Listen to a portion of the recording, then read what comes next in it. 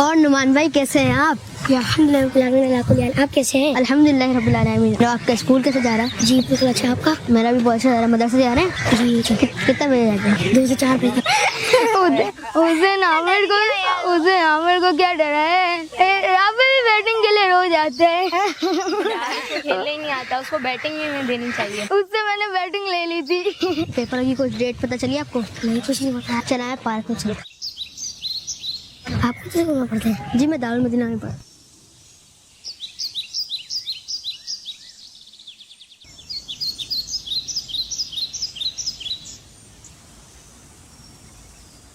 और आपका वो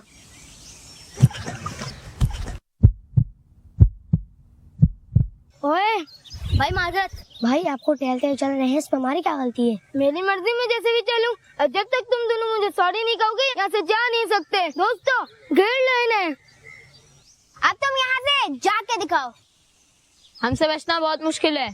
चलो चलो जल्दी सॉरी बोलो।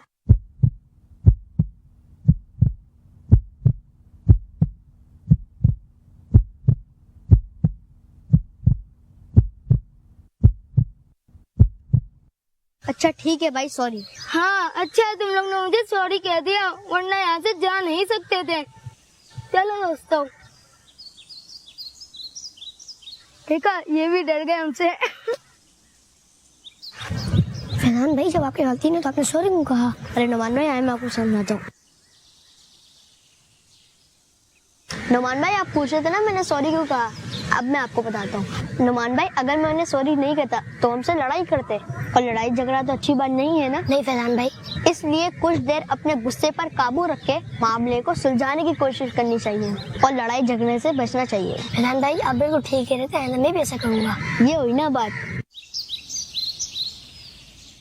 नबी पाक सल्लल्लाहु अलैहि वसल्लम ने इरशाद फरमाया, जो हक पर होने के बावजूद झगड़ा नहीं करता, मैं उसके लिए जन्नत के अंदरूनी किनारे में एक घर का जामिन हूँ।